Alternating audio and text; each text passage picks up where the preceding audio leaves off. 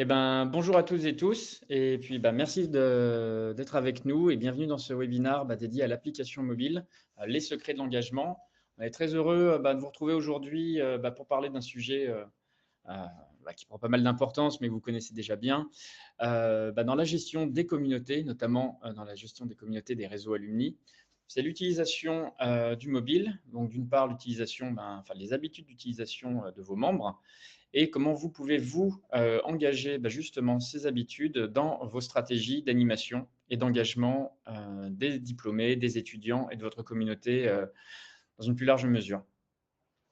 Tout d'abord, pour, reprendre un petit peu ce qu'on a aujourd'hui sur la présentation, 95 des jeunes, mais pas que, on y reviendra, sont mobile first. Simplement, qu'est-ce qu'on entend derrière le terme mobile first? Ça signifie simplement que les usages digitaux se construisent aujourd'hui d'abord sur le mobile. C'est vrai dans tous les secteurs et pour tous les publics. Donc ce qu'on va faire aujourd'hui, dans ce webinaire, c'est qu'on va explorer justement, pourquoi ce canal aujourd'hui, il est, incontournable, pour vos membres. On va expliquer un petit peu, voilà, quelles sont les habitudes, notamment au niveau des réseaux sociaux, mais les réseaux sociaux professionnels, notamment dans la recherche d'opportunités et de réseautage. On regardera en quoi les fonctionnalités de l'application, notamment Alumforce, répondent et entraînent justement l'engagement des communautés. Et puis, on terminera par une partie, assez névralgique, assez centrale pour vous, c'est surtout de préciser des cas concrets et des actions réalisables tout de suite, aujourd'hui, avec votre application, pour justement animer votre communauté. Tout à fait, voilà, cette partie vraiment Rex, hein, l'utilisation, par les réseaux, par, les personnes qui font, le même boulot que vous, elle est assez intéressante parce que vous pouvez vraiment vous reconnaître dedans. Oui, parfait. Tout d'abord, et je vais reprendre un petit peu ce que je disais juste avant, on a tendance à penser que, voilà, quand on parle souvent de mobile, d'animation, par les applications, on a l'impression de parler d'abord, à des publics principalement jeunes, sur les 15-24 ans notamment. C'est plus du tout vrai. Aujourd'hui, toutes les générations, et on va le voir un petit peu plus tard, utilisent leur smartphone de manière quotidienne, sur des applications, donc de manière quotidienne, et on ne parle plus donc d'un outil générationnel, mais plutôt d'un réflexe universel. Donc, en l'occurrence, sur, les réseaux alumni, vous gérez à la fois des étudiants, des jeunes diplômés, c'est vrai, mais également des cadres, parfois des retraités. Bref, le mobile, c'est devenu un support d'usage commun pour toutes ces populations. C'est pourquoi il est essentiel, quand on va penser à cette stratégie, d'animation, non pas, voilà, que pour les étudiants, mais vraiment pour toutes les tranches d'âge et pour tous les personas, qui constituent votre réseau. Alors quelques chiffres pour commencer, pour montrer tout ça. Le premier, c'est que 70 du temps passé sur les médias numériques, les réseaux sociaux, d'une manière, plutôt générale, provient des applications mobiles. Ce qui signifie, c'est que les utilisateurs, quels qu'ils soient, ont déjà ce réflexe d'utiliser ce smartphone pour consulter, du contenu. En soi, si vous leur donnez donc une application facile à utiliser, fluide, notamment dans l'utilisation, bien conçue, ils vont rapidement adopter le réflexe de l'ouvrir régulièrement et de s'y rendre et d'y prendre leurs habitudes. Donc la clé, la première, et ça on y reviendra un petit peu tout à l'heure bien sûr, la clé c'est d'ancrer ce réflexe, dans leurs habitudes, en offrant donc une première, bonne expérience et en capitalisant, sur les fonctionnalités qui sont, à disposition. Donc là, on va voir, justement, on parlait des tranches d'âge tout à l'heure, on a parlé des 18-24, donc aujourd'hui sur les chiffres qu'on a d'après Credoc, on a fait nos recherches sur l'utilisation quotidienne par tranche d'âge d'un smartphone et sur les réseaux sociaux, alors là d'une manière générale, on retrouve des chiffres forcément nécessairement très élevés, 92 pour les 18-24, plus de 80 pour les 25-39 ans. Et là, on voulait poser un petit peu la question justement par le chat, Tom. Tout à fait, oui. Là, du coup, on a pu voir les chiffres, hein. Bon, ça baisse après 24 ans et du coup, pour les 40-59 ans, on voulait avoir, votre avis, vous, hein, sans avoir la réponse, qu'est-ce que vous en pensez? Donc vous pouvez répondre dans le chat directement, à peu près, hein. Vous pouvez donner une fourchette si vous êtes plus à l'aise, sur, le taux d'utilisation quotidien d'un smartphone pour les 40-59 ans. Donc Voilà. on va laisser, 30 secondes, 1 minute pour, attendre vos réponses. Voilà, une expérience, le juste prix, dans ce webinaire. C'est OK, on a du 72, 75, 88, 60, 80, 65, 80, 62, 79. On n'a toujours pas la bonne réponse.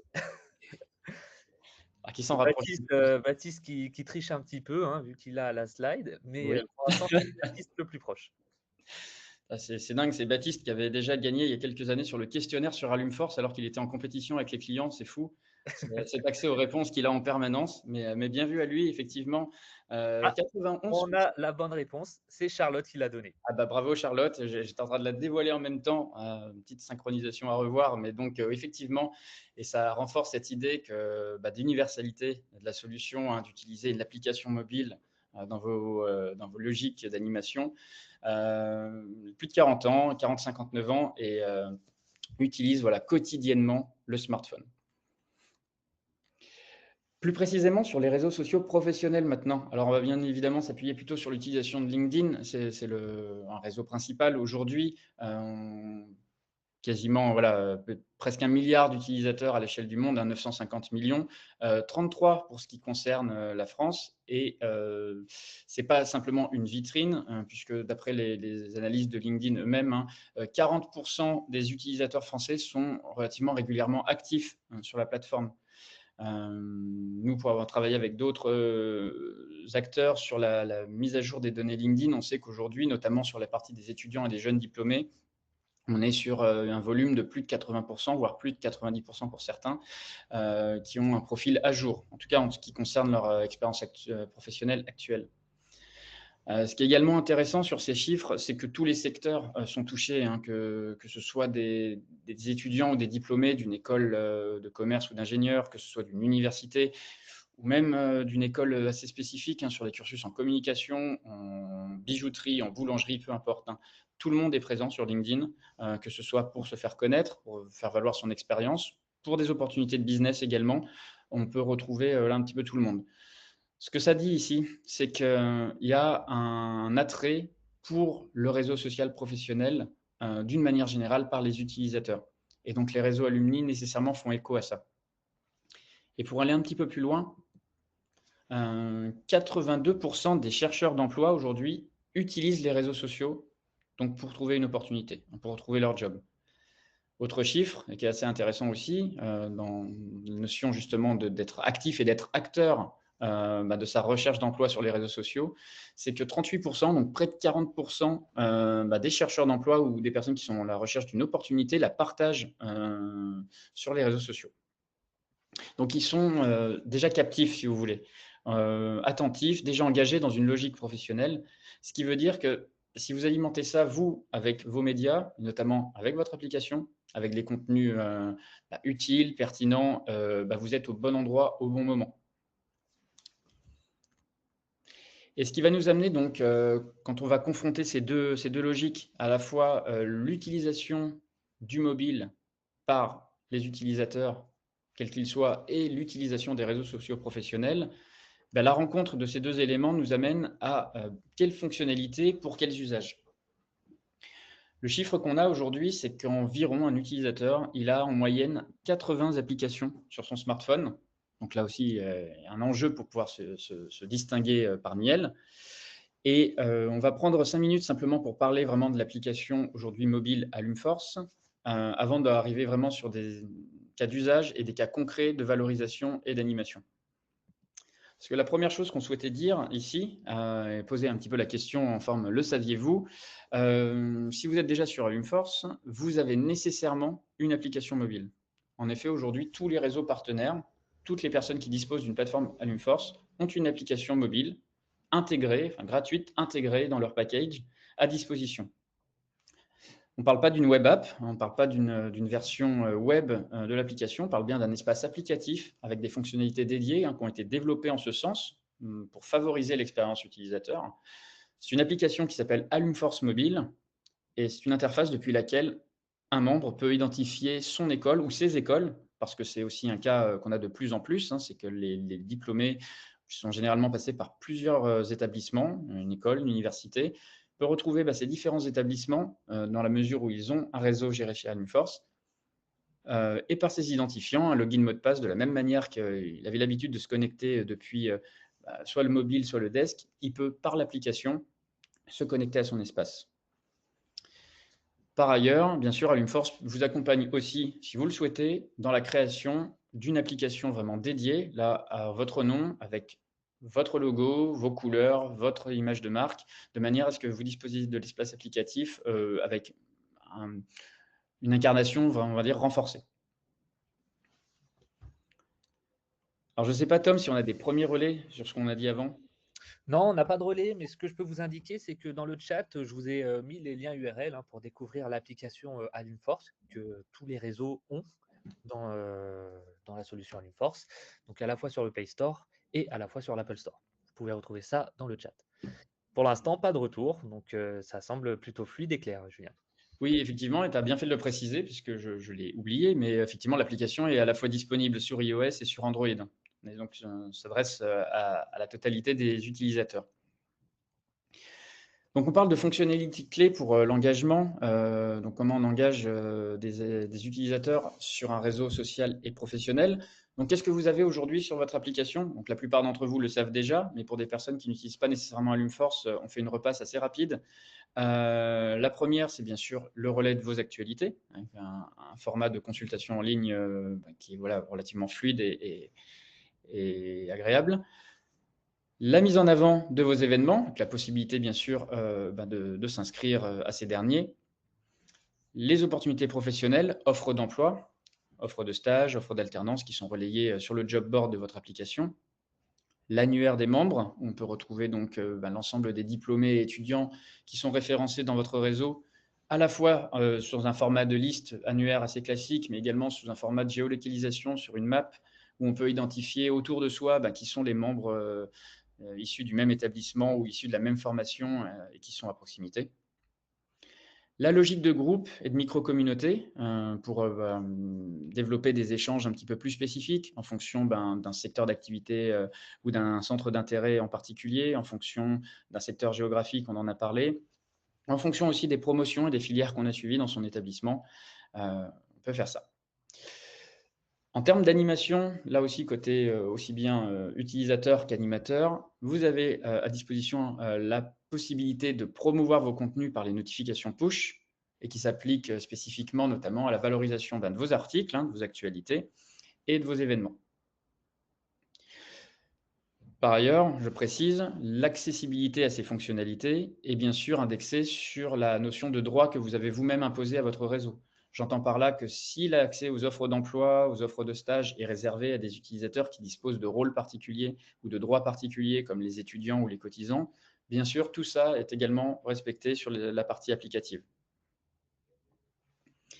Et donc là, la nouveauté, la nouvelle fonctionnalité qu'on a ajoutée aujourd'hui pour vous permettre d'animer encore plus efficacement votre communauté depuis l'application mobile, et vous avez très probablement eu l'info ces derniers jours, on a mis à disposition pour les réseaux qui animent leur programme de mentoring ou mentorat depuis leur réseau Alumforce, la partie mentoring directement intégrée.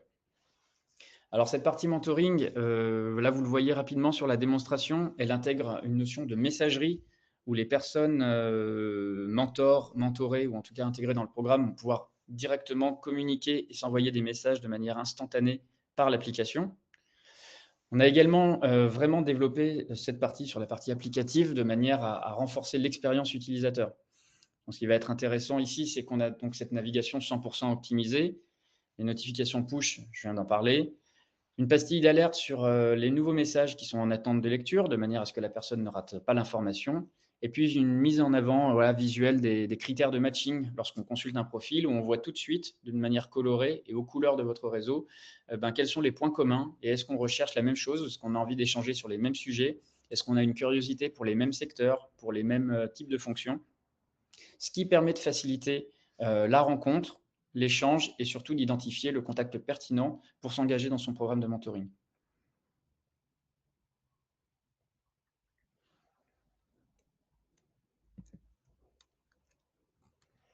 Par ailleurs, donc là, tout ce qu'on vient de décrire et de développer est contenu donc dans l'application. L'application, qu'elle soit Alumforce mobile pour votre réseau ou alors qu'elle était entièrement dédiée. Les avantages ou les bénéfices, en tout cas, d'avoir une application à soi, les voici. Tout d'abord, on a forcément l'image de marque qui est renforcée, puisque sur les stores, que ce soit iOS ou Android, on retrouve son nom, le nom de son réseau, sa marque, son logo, ses couleurs, etc. Bien évidemment.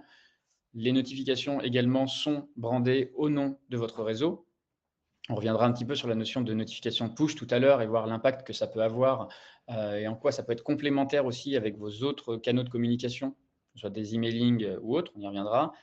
Et Tom, aussi la personnalisation des services qui est un atout, par rapport à Oui, tout à fait. Avant de rentrer vraiment dans la personnalisation des services, ce qui est intéressant pour l'image de marque, on va commencer avec les cas concrets. Notamment, on a pu développer avec HEC Paris, directement avec l'école, une application pour leur journée porte ouverte, pour l'arrivée des primos entrants. Dans le sens où ça permet de professionnaliser à la fois ces journées porte ouverte, où on va pouvoir donner de l'information aux étudiants qui viennent se renseigner sur votre école, sur votre université, avec les plans du campus, les accès, quelque chose d'assez bête, mais en fait les accès Wi-Fi, où trouver l'information, où se rendre, à quelle heure sont les conférences. Donc tout ça peut se retrouver déjà dans une application mobile. Derrière, en termes d'image de marque, ben, on arrive, on suit l'air du temps. On va proposer le mobile first pour les nouveaux arrivants. Et aussi, ça permet, voilà, pour les primos entrants, de leur proposer une application où ils auront toutes les informations sur leur future scolarité. La personnalisation des services, ce qui est bien, ce qu'on va retrouver sur l'application mobile brandée, c'est que vous allez pouvoir personnaliser à la fois vos accès et vos menus, et votre menu. Notamment, c'est intéressant, en plus, Manon, je sais que Manon nous regarde en début d'année scolaire, donc l'année dernière, en septembre, on a mis en place la partie cotisation sur l'application mobile. Donc, grâce aux pages statiques, on a fait une page présentant les cotisations, ce qui permet en fait directement sur l'application pour leurs utilisateurs de cotiser. Donc, on peut facilement présenter vos nouveaux services, donc que ça soit un événement, par exemple une remise des diplômes, ou n'importe quel autre grand événement, pour derrière le mettre en avant et maximiser sa communication. On a pris l'exemple de la cotisation parce qu'on sait que c'est un sujet pour pas mal de nos réseaux. C'est là aussi où vous pouvez en mmh. mettre une couche, voilà, cotiser directement sur l'application. S'ensuit aussi, ça va être l'ouverture. Le but, avant d'aller sur l'application mobile, ça va être de la télécharger, de s'y rendre. Ça va être vraiment le premier point. Donc la fonctionnalité clé qui va arriver pour cette fin d'année, enfin pour cette deuxième partie d'année, on n'est pas trop en fin d'année encore, sur cette deuxième partie d'année, ça va être tout le système de deep link. Qu'est-ce qu'un deep link? Vous l'avez peut-être déjà vu lorsque vous vous rendez depuis votre téléphone sur votre navigateur web, on peut vous proposer en fait de télécharger l'application, se rendre sur l'application. Ça marche pour toutes les applications qu'on utilise aujourd'hui. Si on va sur LinkedIn depuis notre navigateur web, ils vont nous proposer de se rendre sur l'application. C'est ce qui va arriver pour les applications brandées, là, en deuxième partie d'année. Donc, voilà un petit peu pour vraiment ces fonctionnalités clés avec les quelques exemples concrets. Ouais, c'est une transition toute trouvée, hein, Tom, pour le justement, on parlait d'engagement, maintenant on va passer plutôt sur la partie bonne pratique. Comment justement on va faire télécharger l'application? Donc là, tu viens de le dire, nous on va, entre guillemets, «mettre la main un peu à la pâte» pour faciliter ce travail-là. Mais également, qu'est-ce qu'il faut faire en termes de, voilà, de communication? Qu'est-ce qu'on peut faire pour, déjà, fédérer sa communauté et puis ensuite la conserver, hein? Tout à fait. Je vais juste, reprendre la main rapidement. Fabien, je vais pouvoir vous répondre, dans le chat directement. Et Emeline, qui avait une question concernant les pages statiques. Là, vous pouvez en fait, dans les accès directs, intégrer directement une page statique, n'importe laquelle. Vous pouvez la changer à n'importe quel moment. Donc vous pouvez déjà intégrer une page statique dans votre application. Le système de cotisation qu'on a vu sur TSE, en fait, c'est une page statique qui, à travers un lien URL, va rediriger sur les cotisations. On ne sort pas de l'application. Les cotisations restent dans l'application, mais du coup, c'est là où vous pouvez mettre votre page statique avec vos différents services. On peut se servir de cette entrée comme d'une redirection vers tous vos autres services qui ne sont pas présents sur l'application, grâce à cette page statique. Exactement. Là, on pousse à la personnalisation un petit peu plus loin, pour, favoriser l'expérience de vos utilisateurs et puis pour que vous puissiez mettre vraiment les services, Mm. primordiaux pour vous, facilement en avant, par rapport à vos membres. Et c'est ce que tu as répondu à la question de Thierry qui était est-ce qu'on peut mettre des pages externes à la plateforme? Oui. Est-ce que c'est une bonne idée? Pas trop. Parce qu'après, ils sortent de l'application. Bon, même si on sait que sur téléphone, c'est facile de revenir sur l'application tant qu'on ne l'a pas fermée. Mais oui, Ça concerne uniquement les applications brandées, Guillaume. Parfait. Et pardon, juste Emeline, oui, on prendra contact avec vous, pour, vous montrer, comment, régler ces accès directs et votre menu. Mmh. Voilà et Fabien, je vous réponds dans le chat et je te relaisse la main, Julien. Ouais, impeccable. Ouais, n'hésitez surtout pas, voilà, à relayer les questions auprès de Tom, si vous avez envie voilà, d'informations supplémentaires ou de précisions. Je profite justement de cet aparté aussi pour dire que pour toutes les personnes qui sont déjà, sur Alumforce, n'hésitez pas bien sûr à prendre, contact avec, votre chef de projet référent, hein, Thibaut, Florent ou Tom ou moi-même pour qu'on puisse, justement, analyser un petit peu comment optimiser l'expérience des membres sur votre application. Alors les éléments qu'on a justement nous déterminés sur la stratégie mobile, comment la lancer et comment, faire venir ses membres et comment les conserver surtout, comment faire en sorte qu'ils utilisent régulièrement votre application. La première chose, qu'on a identifiée, c'est créer l'événement. C'est-à-dire, capitaliser notamment sur le lancement. C'est-à-dire organiser vraiment voilà, une campagne de lancement multicanal, c'est-à-dire profiter du fait que vous avez votre plateforme avec des outils comme la mise en avant par l'article, la mise en avant sur la page d'accueil. Vous avez des réseaux sociaux à côté, hein, que ce soit LinkedIn, que ce soit Instagram, que ce soit TikTok. Si vous êtes sur ces réseaux-là, vous pouvez en profiter pour avoir voilà, une campagne de communication qui va toucher le plus de monde possible. Vous pouvez utiliser des astuces comme utiliser un compte à rebours, un petit peu sous forme de teasing, en indiquant voilà, la date de lancement de l'application, pour quand elle est prévue, commencer à faire un petit peu monter la sauce pour voilà, alerter les membres que bientôt l'application sera disponible. Et puis également faire la promotion en manière physique, hein, Tom, là je vais te relaisser la main, que ce soit sur des événements ou même sur le campus de l'établissement. C'est ça, tout à fait. Je ne sais pas si, Géraldine, de HEC, Alumni est présente. Je l'ai vu inscrite, mais je sais que HEC Paris, eux, avaient imprimé des QR codes et l'ont mis à différents endroits de l'établissement. C'est quelque chose, en fait, qui, est à la fois gratuit ou pas très cher de faire imprimer des QR codes et à la fois, en fait, c'est une communication physique qui marche pas mal. On va avoir des QR codes avec un message assez fort. Venez construire votre réseau, par exemple. Comme ça, directement, vos étudiants peuvent déjà avoir l'information qu'ils ont accès à une application mobile. Et en plus de ça, commencer réellement à construire leur réseau et commencer à utiliser votre plateforme directement quand ils sont étudiants. Et on sait qu'un étudiant est un futur alumni, donc autant le capter dès le début. Et ce qui permet aussi de voir, en fait, c'est intéressant le point d'organiser une campagne de lancement multicanal en passant directement par des campagnes SMS. On parle de téléphone, la campagne SMS prend tout son sens ici. Pour faire télécharger l'application, on a vu le nombre, le pourcentage, on est entre 91%, 92% ou 82% des personnes qui utilisent quotidiennement un smartphone. Ça vaut le coup d'essayer une campagne de SMS pour faire télécharger votre application. Directement, on aura le lien de téléchargement qui nous amènera sur l'App Store ou sur le Google Play Store. Là, vous êtes sûr au moins de diffuser l'information. On n'aura pas 100% de téléchargement, qu'on soit d'accord. Mais par contre, au moins, vous êtes sûr et certain d'avoir diffusé cette information à travers la campagne de SMS. Et d'ailleurs, je crois que tu viens de recevoir un SMS qui t'invite peut-être à télécharger l'application de ton réseau. Alors, c'était absolument pas voulu, mais quelle mise en scène, Tom. Je suis, Ou peut-être d'éteindre mon téléphone pendant un webinaire. Mais dans tous les cas, j'ai eu l'information. Alors un deuxième point, toujours sur la stratégie mobile et comment lancer sa stratégie mobile, également s'appuyer sur ses ambassadeurs.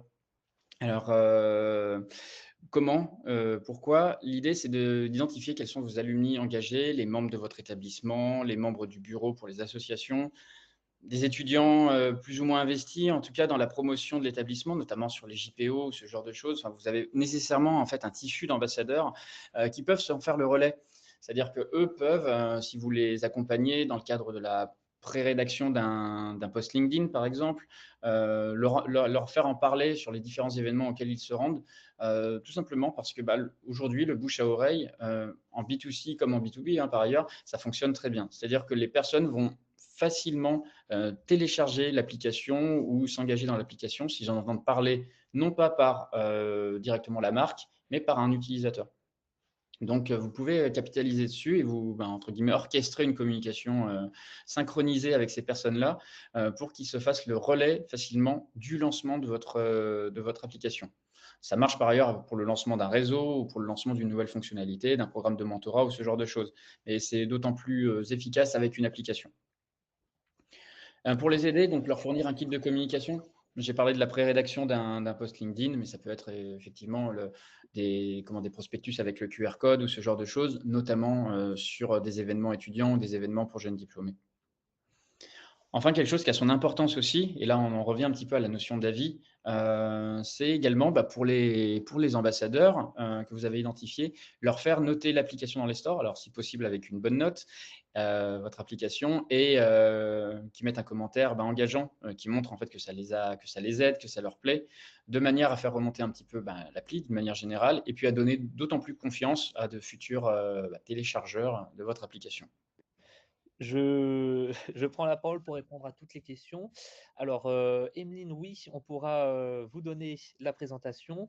Maël, je le redis à l'oral, hein, concernant les campagnes de SMS, oui, c'est disponible sur Alumforce. Vous pouvez créer vos campagnes directement depuis le site web et l'envoyer à une liste de destinataires par le même principe que les campagnes d'emailing, sauf que ça s'enverra par SMS au lieu de l'envoyer par mail. Fabien, je reviens sur votre question. Alors aujourd'hui, on a presque 30 applications, mobiles qui sont brandées, développées par Alumforce et le reste, du coup, sauf exception, utilise la version générique. Et je crois que j'ai pu répondre à tout le monde. Et Carole, oui, dans la slide, on vous fournit un kit de communication pour votre Oui. application avec, mais c'est même plusieurs modèles. Ouais, absolument. Nous, au lancement de votre application, en tout cas, on vous fournit un petit peu d'éléments, sur comment communiquer sur celle-ci et on vous fournit également quelques autres bonnes pratiques. Tout à fait. Là, on a beaucoup parlé du lancement, sur ce qui va être engagé, ce qui va engager cette campagne de communication autour de l'application mobile. Derrière, il y a aussi comment animer votre réseau par l'application. Et là, on va parler notamment des notifications, push. Donc on l'a vu tout à l'heure, là, ça vous permet donc c'est un autre canal, Tom a parlé des SMS, on a parlé tout à l'heure des campagnes emailing, on a parlé des événements avec les différentes prises de parole qui peuvent être faites. Là, sur smartphone, je pense pas trahir un secret, vous en servez tous, vous recevez des notifications, vos messages, des informations et cetera. Là, vous allez pouvoir directement vous en envoyer. Donc que ce soit pour la promotion, d'un article, la promotion, pourquoi pas, d'un événement, hein, dans le cadre d'une campagne d'invitation. Là, l'idée, un petit peu comme sur n'importe quelle campagne de communication, l'idée, c'est de travailler sur, une stratégie, une récurrence et adapter les contenus à des temps forts de l'année. Donc tout d'abord, ça va être de créer des habitudes. C'est-à-dire, moi je le vois notamment en accompagnant Dauphine Alumni. Alors j'ai pas regardé sur la liste des inscrits s'ils étaient présents avec nous, mais ils envoient à minima, une notification par semaine, hein. Ils ont, pris cette habitude dans cette récurrence, ce qui fait que chaque semaine, voilà, un contenu est envoyé, que ce soit la mise en avant d'un article ou d'un événement. Mais en tout cas, c'est régulièrement qu'on a la notification directement lorsqu'il se passe quelque chose sur le réseau, avec le contenu effectivement à pas manquer. Ça pose la question aussi de la stratégie. Est-ce qu'on envoie une notification par contenu ou est-ce qu'on crée un contenu supplémentaire qui, récapitule notamment, toutes les infos à ne pas manquer de la semaine, ce genre de choses, dans un seul et même contenu, qui pourra rediriger un petit peu tous les liens de redirection et l'utilisateur vers ce qui l'intéresse le plus. C'est là où on voit que finalement la partie emailing, SMS et la partie notification push sont complémentaires. On va peut-être pas nécessairement communiquer de la même manière et la même information avec un push qu'avec un emailing. L'exemple le plus concret que j'ai tout de suite, c'est que sur un emailing, vous allez sans doute utiliser pour une newsletter. Vous allez fédérer pas mal d'informations. Voilà, ce qu'il ne fallait pas rater sur le dernier mois ou sur le dernier trimestre, tous les rétrospectives d'événements que vous avez fournis, les derniers portraits d'alumni par exemple, là où la notification push sera peut-être pour une information un petit peu plus courte, concrète et percutante. Et voilà, nous, un autre conseil, qu'on peut fournir, c'est d'alterner un petit peu entre infos importantes, voilà, inscrivez-vous à un événement, des choses qui sont un petit peu plus, engageantes et des pushs, qui sont un petit peu plus légers, voilà, notamment sur les portraits, sur les bonnes pratiques, ou des choses comme ça. Tout à fait. Je profite de cette slide, pardon, pour répondre à Amina sur, il y a une différence entre le taux de reconnexion entre l'app mobile et la plateforme ordinateur. Alors, j'ai envie de répondre oui, dans le sens où si vous envoyez une push notification, on a vu, encore une fois, 90 à peu près utilisent son smartphone tous les jours. vous envoyer une notification hebdomadaire. Julien, tu me dis si je me trompe, mais je crois que c'est le cas de Dauphine. Oui. On est sûr d'avoir en fait une reconnexion, sauf si l'utilisateur n'a pas envie, mais là, dans ce cas-là, on ne peut rien y faire. S'il n'a pas envie de se reconnecter, on ne peut rien y faire. Mais dans tous les cas, il aura une information pour se reconnecter sur l'app mobile à travers la push notification. Si vous mettez une stratégie de push hebdo sur de nouveaux articles, sur de nouveaux événements, alors là, oui, il y a une vraie différence. On va avoir beaucoup plus de reconnexion via l'application mobile. Oui, la chose qu'on a vu un peu plus bas dans la présentation, c'est l'impact aussi d'une notification push par rapport à un emailing notamment, puisqu'on confronte souvent ces deux canaux de communication.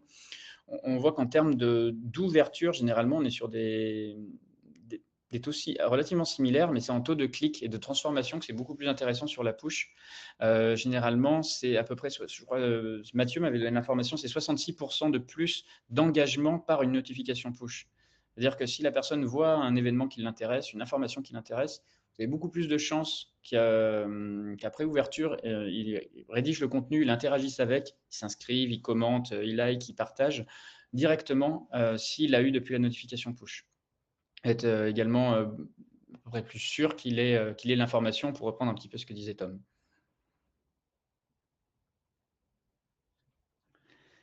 Ce qui fait passer un quatrième point, bah, bien sûr, c'est la valorisation des services. Valorisation des services, c'est donc s'appuyer sur les fonctionnalités qui sont disponibles pour marquer la différence justement avec d'autres réseaux sociaux et pour marquer justement, vous, la force d'avoir votre réseau par rapport à une consultation assez classique du réseau. On va parler notamment de la messagerie, alors principalement intégrée avec le mentoring aujourd'hui. La partie des membres autour de soi, avec le principe de géolocalisation, la consultation simplifiée des contenus sur des moments précis. Et là, je crois, Tom, toi, tu m'avais parlé un peu de l'expérience ADECO, justement, sur la consultation des contenus, sur des publics assez spécifiques. C'est ça, tout à fait. On travaille avec Adecco Alumni. D'ailleurs, on parlait un peu de comment faire télécharger l'application. Si vous vous rendez sur leur site Adecco Alumni, vous verrez directement l'information qu'une application est disponible. Ils en servent aussi dans leur communication en tant que footer. Ils ont un footer spécifique pour chaque communication en redirigeant sur l'app. Et sur le sujet, Adecco Alumni, ça va être les anciens du groupe Adecco sur des fonctions de cadre. Ces personnes-là, dans leur nouveau poste, elles n'ont pas forcément le temps de se rendre sur le site web pour voilà, découvrir l'information. En passant sur l'application mobile, ça va servir en fait à, entre deux réunions ou pendant une réunion même, de découvrir à travers soit des pushs ou même en se rendant habituellement sur l'application, toutes les actualités, les événements à venir du groupe. Et donc derrière, on a quand même réussi aujourd'hui à avoir plus de 80% de gens actifs sur Adecco Alumni, grâce déjà aux valeurs du groupe, ça c'est vrai, et aussi grâce à l'application mobile où maintenant ils ont un moyen d'accéder à l'information facile pour un public entre guillemets qui n'a pas le temps. Oui, absolument.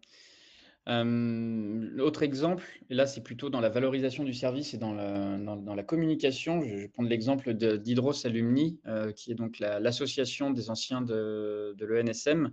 Eux avaient réalisé un séquençage de publications LinkedIn chaque semaine pendant 2 mois qui mettait en avant une spécificité ou un avantage à utiliser l'application mobile.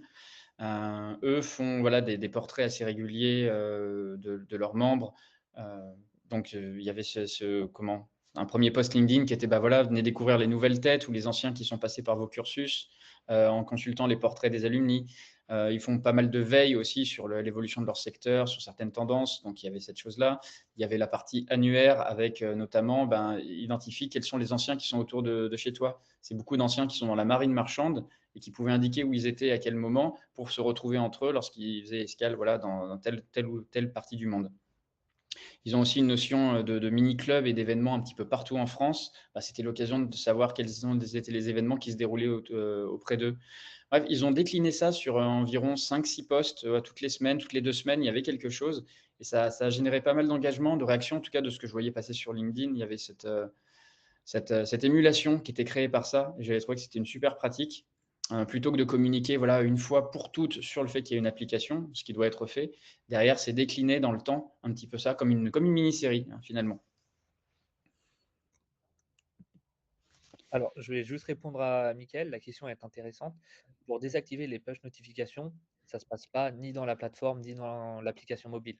Les push notifications, c'est comme, sur son smartphone, en fait, Mmh. le smartphone qui va demander s'ils acceptent les push notifications d'une application ou d'une autre. Donc derrière, ça va être, chez Apple, chez Samsung, qu'ils auront les stats. Donc cette statistique, on ne pourra pas l'avoir et on ne pourra pas avoir l'info parce que ça les push notifications pour le smartphone, ce ne sont pas quelque chose qui est disponible, Mmh. l'autorisation ou non, ce n'est pas disponible directement dans l'application, c'est directement sur le téléphone. Mmh. Et mis à part aller chercher le téléphone de tous vos alumni, pour avoir les stats, on ne pourra pas les avoir. On aurait bien aimé les avoir aussi, mais ce sont les règles métiers. J'espère que ça répond à votre question, en tout cas, Mickaël. Ah, merci Tom. Sur le dernier point, sur la stratégie mobile, bah, il y a aussi le suivi des usages, notamment si vous bénéficiez d'une application dédiée puisque les stores, seront directement gérés par vos équipes, quand bien même c'est nous qui nous occupons de la gestion et de la maintenabilité de l'application. C'est suivre, bah, le nombre de téléchargements, l'engagement, les clics et cetera et de mettre en avant, vous, bah, en interne, mais comme auprès aussi de vos publics, hein, bah, la réussite de votre application. On parlait tout à l'heure notamment d'Adecco, des 80% de taux d'activation qui avaient été atteints. C'est toujours des communications qui marchent pas mal, hein. 80% du réseau de nos anciens sont sur la plateforme et sont sur l'application. Et toi, point d'interrogation, ce genre de choses, ce genre de message qui, bien réutilisé et bien relancé régulièrement, bah, va faire justement va inscrire un petit peu le sentiment d'appartenance d'autant plus fort dans la tête de vos membres et va le développer. Donc, bien, voilà, capitaliser aussi sur les réussites, hein, du lancement d'une application si vous êtes notamment satisfait un petit peu de comment ça prend et si vous mettez en place tout ce qu'on vient d'un petit peu d'indiquer, il y a aucune raison que ça ne marche pas, bah, c'est bien sûr de faire valoir, celle-ci. Et on n'a pas d'autres questions, donc je te laisserai conclure, Julien. Ouais, et ben, écoutez, bah, déjà merci à tous, d'être venus en nombre assister à ce webinaire. On sentit que c'était une thématique qui vous tenait à cœur, parce que vous étiez assez nombreux. D'ailleurs, je vais mettre le slide merci, avec ce fond, magnifique. On voit d'ailleurs toutes les suggestions d'appli, de running de Mathieu, je pense, heu, en fond ici. Mais merci à tous, voilà, d'être venus, d'avoir posé vos questions. Bah, n'hésitez pas bien sûr à donner votre avis sur la question de satisfaction, on l'a dit. Également à nous solliciter. Si vous avez besoin de plus d'informations et si vous souhaitez en savoir un petit peu plus sur, bah, l'application que vous utilisez, enfin qui est déjà à votre disposition ou vous souhaitez, pourquoi pas en développer une vraiment à l'image de la marque de votre établissement, on sera ravi de vous accompagner là-dessus et de vous donner, bah, d'autant plus de bonnes pratiques et de conseils, dans leur mise en place. Merci beaucoup, bonne Merci à journée. vous. Au revoir.